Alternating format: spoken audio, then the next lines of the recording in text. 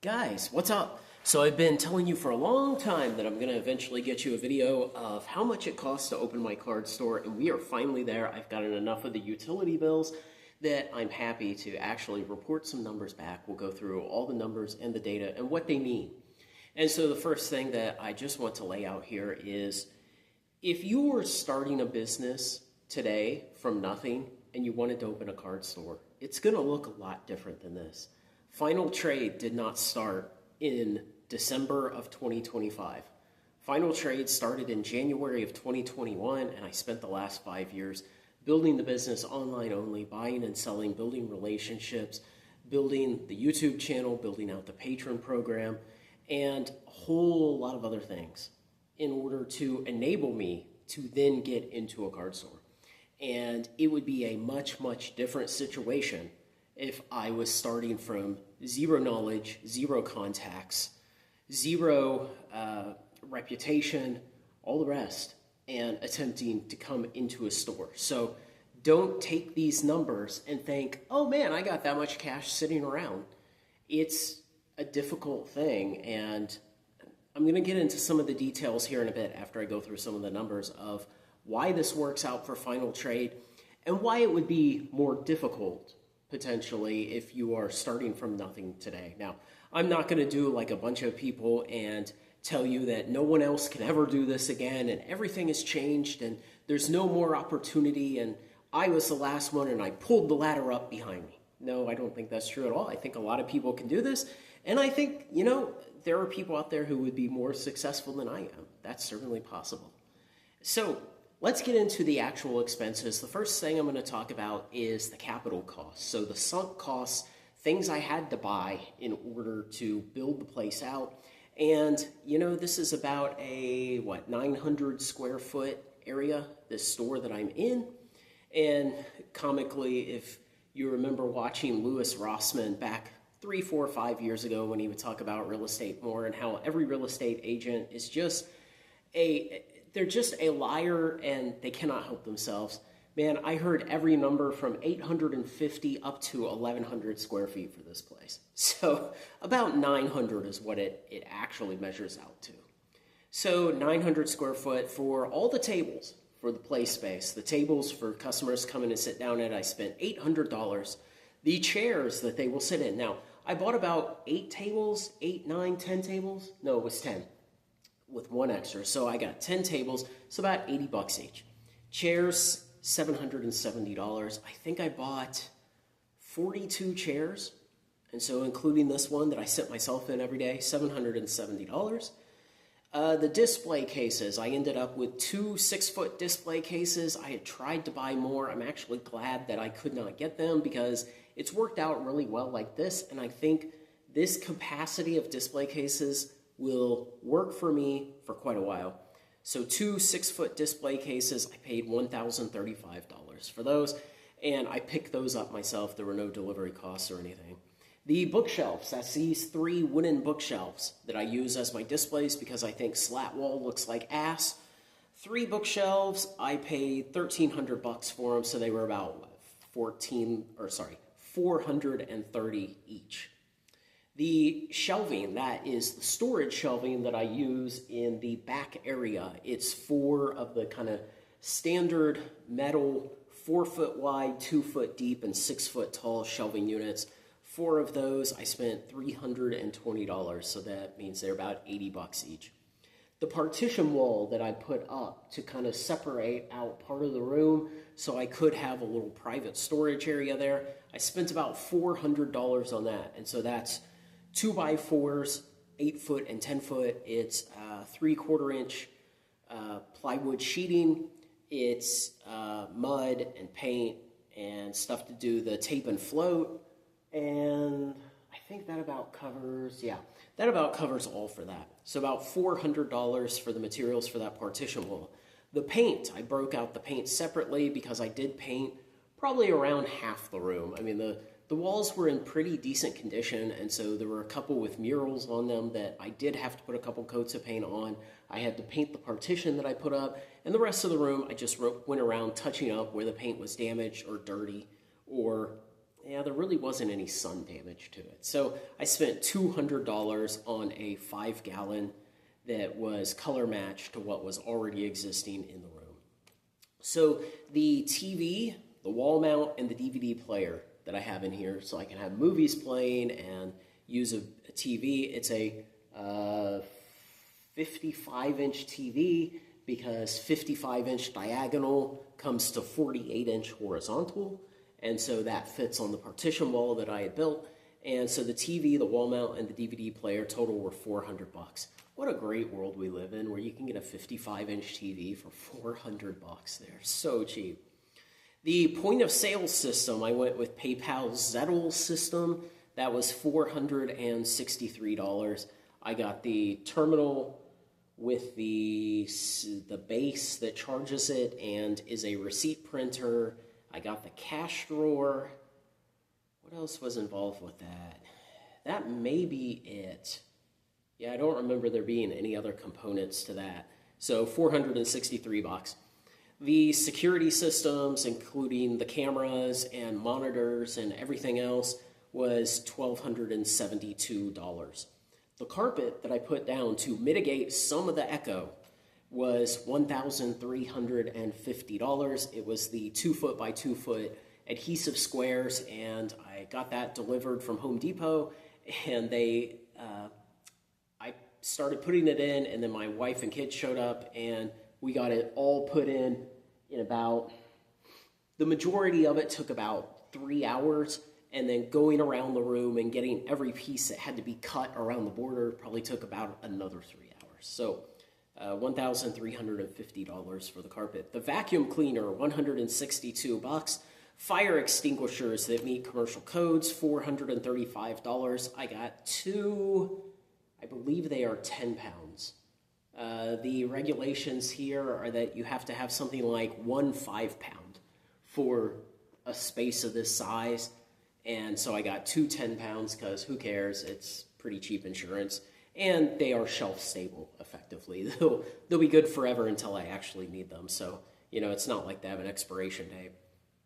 The refrigerator, I got one of the just small office fridges that's like, 6 cubic feet, something small like that. It does not have a freezer section. I didn't need a freezer section here. So it was $150. Various cleaning tools, chemicals, disposables, things like a mop, things like a soap dispenser, things like a whole big mountain of paper towels and toilet paper, various cleaning chemicals, pesticide, Windex, stuff like that. All of those kind of things, $250 is what I have put down there.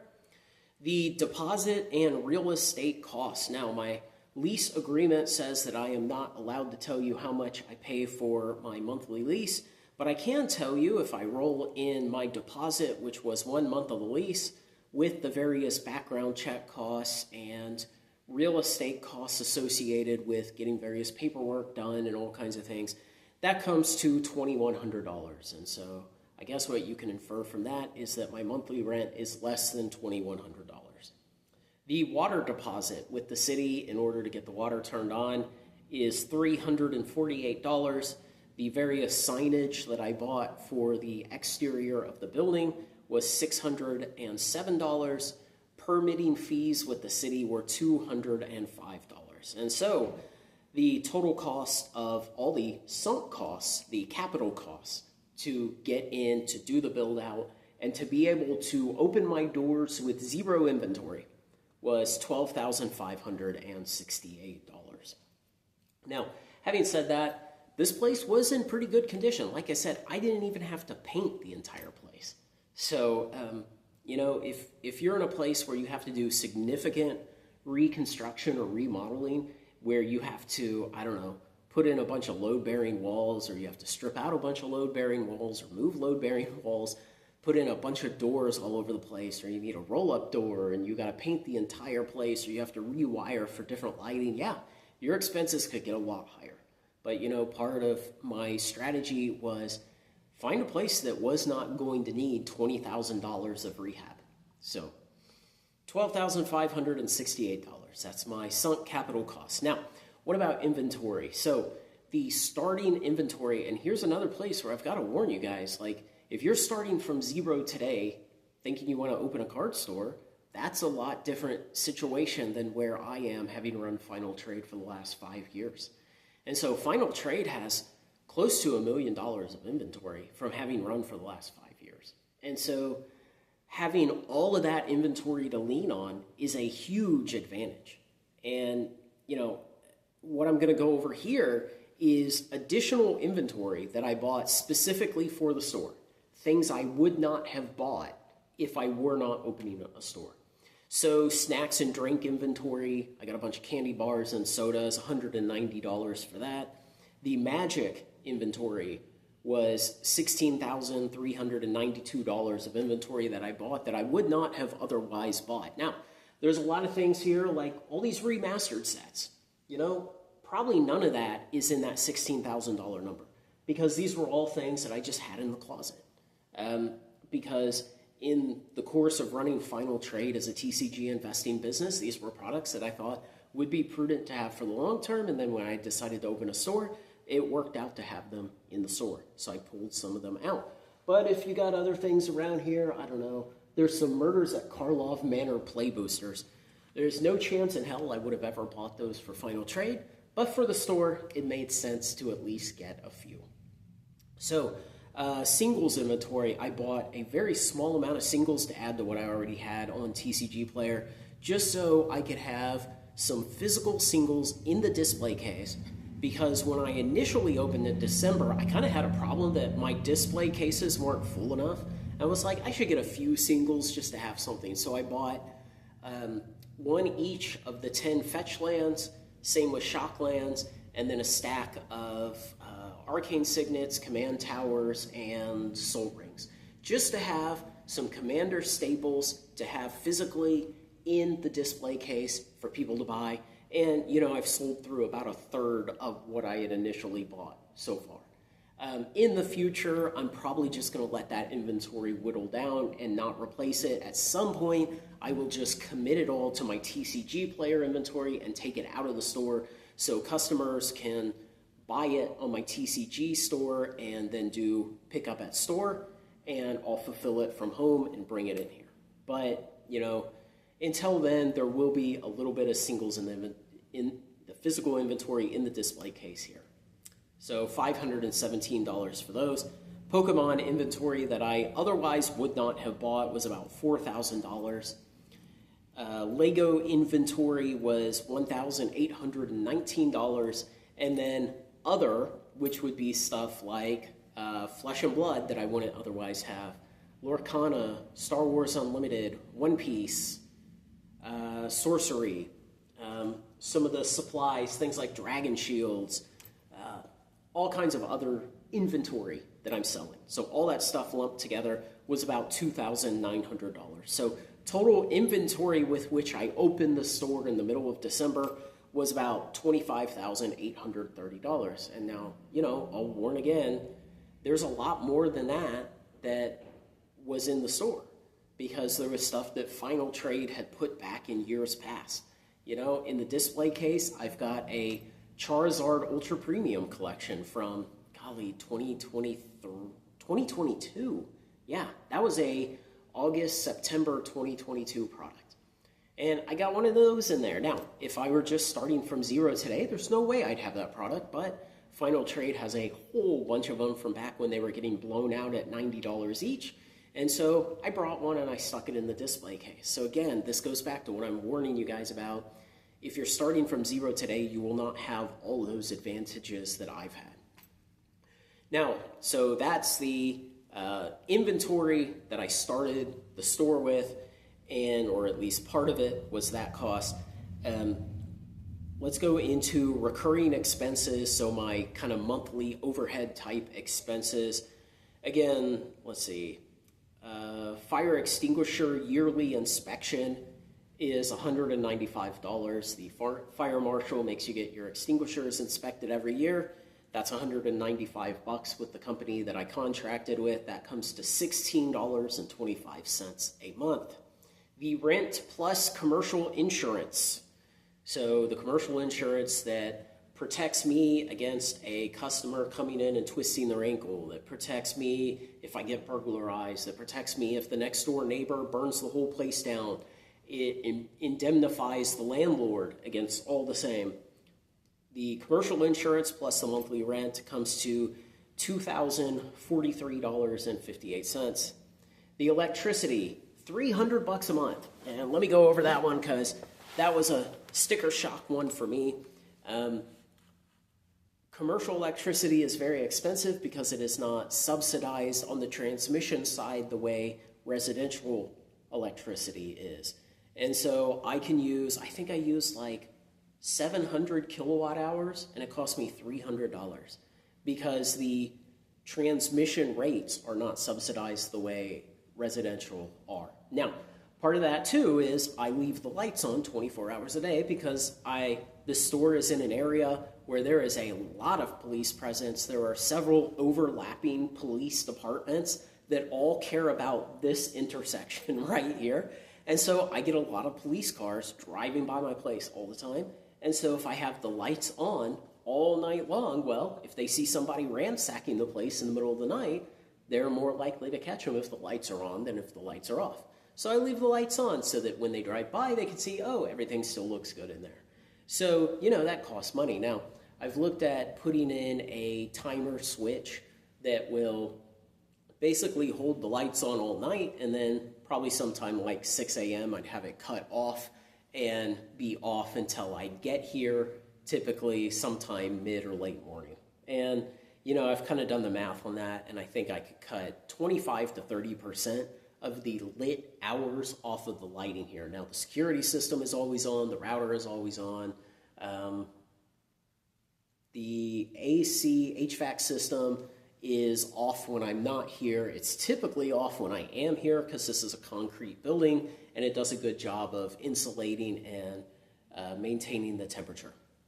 But I do expect to be able to cut maybe 40 or 50 bucks off of the electricity. Now, the flip side of that is this is Texas, and when it comes to summer and the sun is in the north part of the sky and it's coming through that window all day long, I don't know how hot it's going to get in here and how much I'm going to have to run the air conditioner. So maybe by that point, even with a timer light switch cutting out 25% of the light usage, I might still beg for this merciful $300 electric bill. We shall see.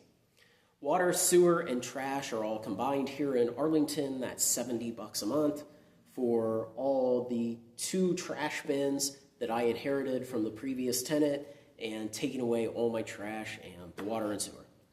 The alarm permitting is $50 a year for the security system, so that comes to $4.17 a month. And the internet is $60. It's one of those modems that just connects directly to a 5G tower, so there's no physical line coming into the building.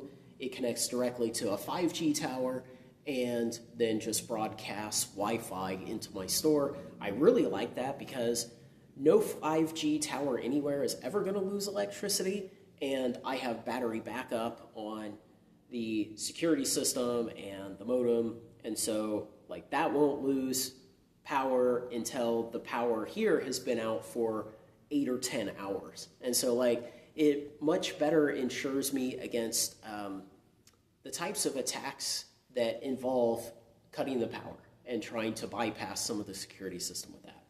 So the total of all those ongoing overhead expenses is $2,494 per month. So that is my monthly sunk cost to keep everything running: the rent, the insurance, electricity, water, internet, security, all those other things, the inspections and the permits that have to be renewed every year. $2,494 per month. Now, again, I will caution you guys. Final Trade makes somewhere around $1,000 a month off the patron subscriptions.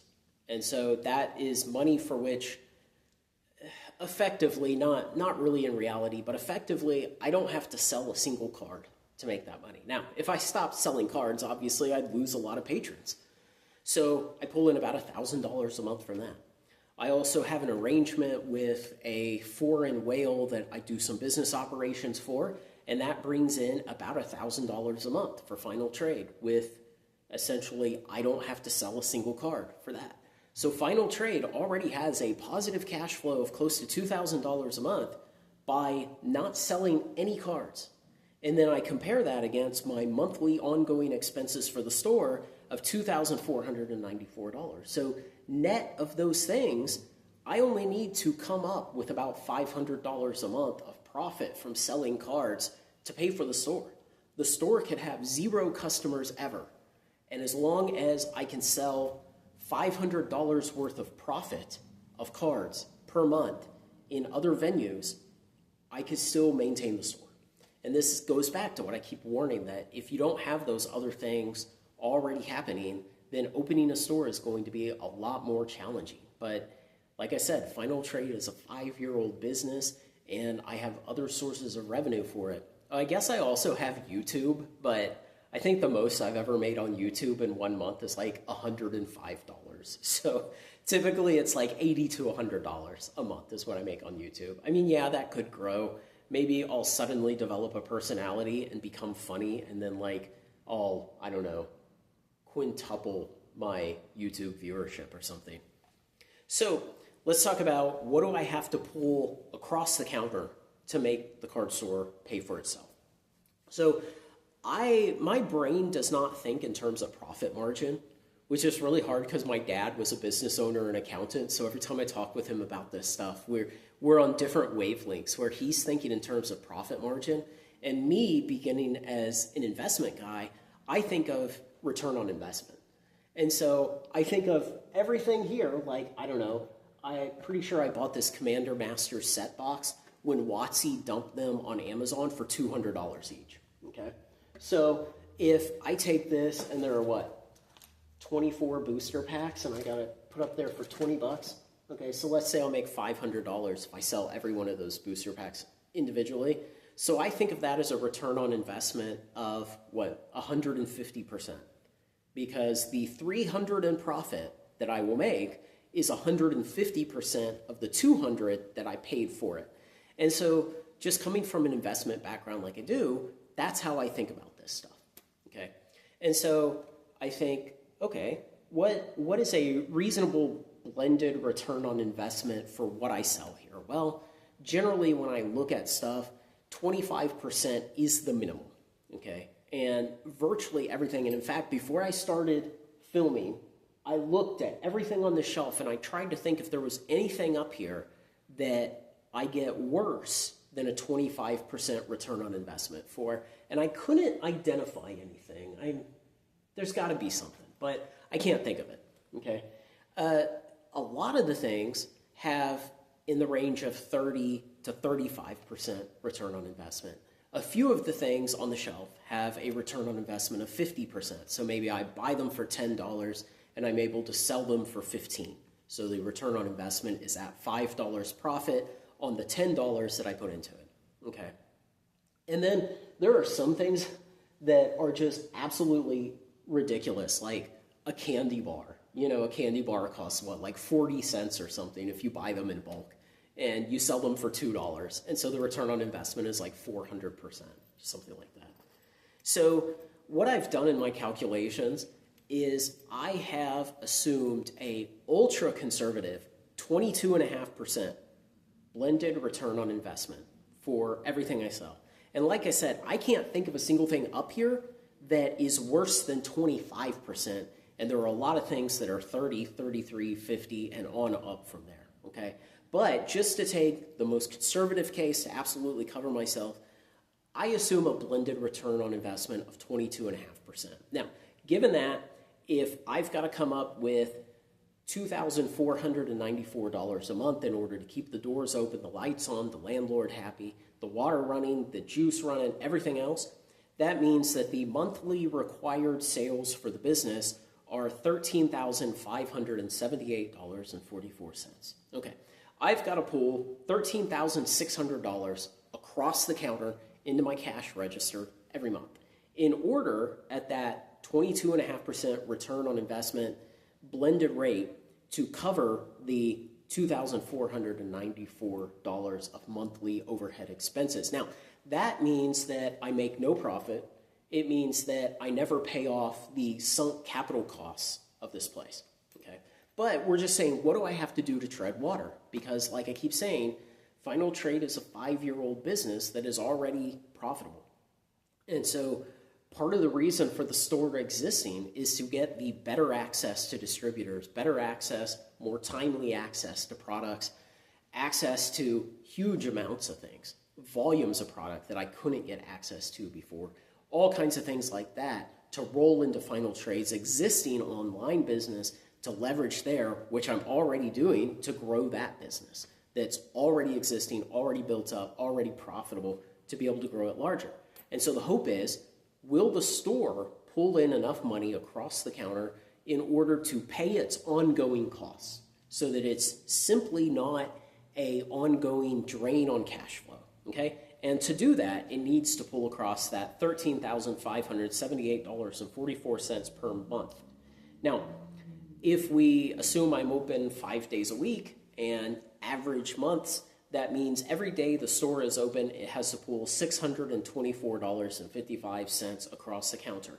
Are we doing that yet? Not consistently, okay? I've been open 6 weeks, and on average, I'm pulling a little over 1/3 of that across. So essentially, I need to triple my customer base. I need to triple the customer base that I have developed in the last 6 weeks. Do I think I can do that? Oh yeah, like no doubt. I've been open 6 weeks, and the walk-ins, the word of mouth, the one ad I put into the school newspaper, the store's Discord server, all those things together have gotten me to the point where I'm already covering about 1/3 of the average ongoing revenue that I need at that very, very conservative return on investment rate to cover the ongoing overhead costs.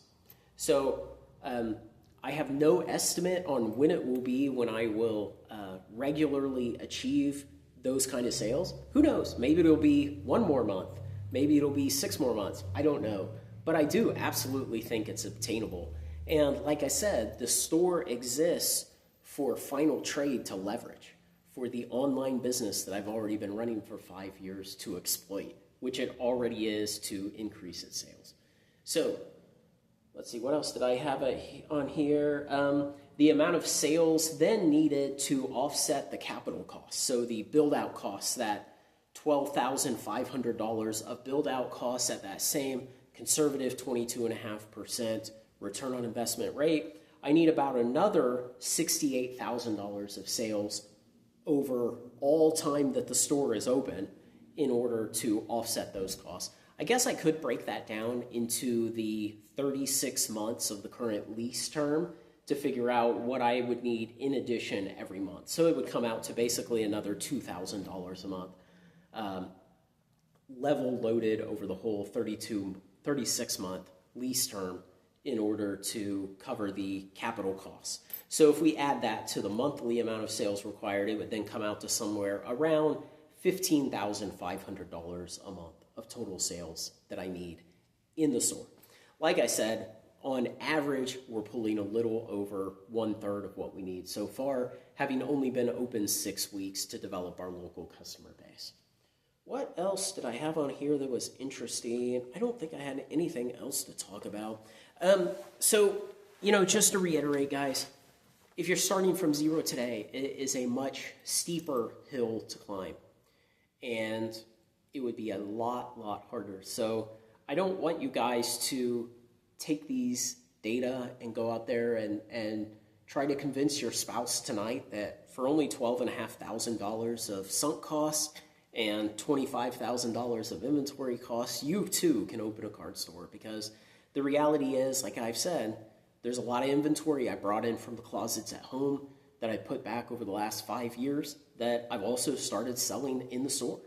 When you have Evolving Skies booster packs that you bought when GameStop was blasting them out for $3 each, and you can bring them into your store and you sell them for $60 each, well, it's really nice to have that kind of inventory. But if you're starting from zero today, you're not going to have Evolving Skies packs with a $3 basis cost. Also, like I said, this was a really nice location. in a really good area, and it was nearly move-in ready. And so I just did not have to spend tons of time on build out. You know, I've heard of people spending months building out a commercial location for whatever various business they're into, months to do the construction work, to get the location to the point where they can then open a store. For me, I took the keys of this place on the Wednesday before Thanksgiving, the day before Thanksgiving. I took the keys of this place and we were open for the Arlington Christmas Parade on December 13th.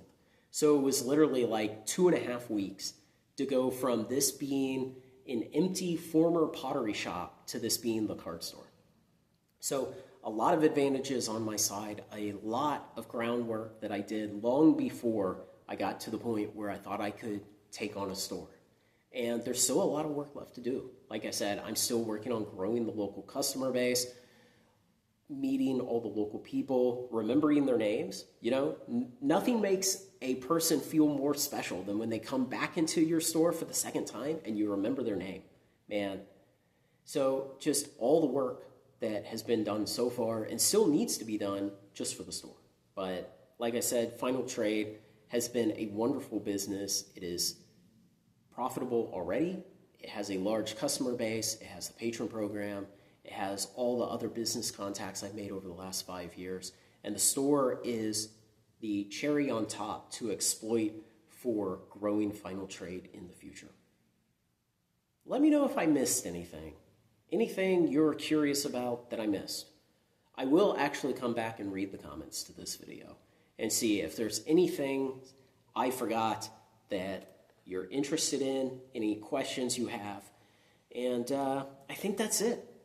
So thanks, guys. Thanks to everyone who's helped me get here over the last 5 years. Everyone who actually thought, you know, I think that guy might be able to do it, and stayed with me and helped me get here. Thanks a lot, everyone.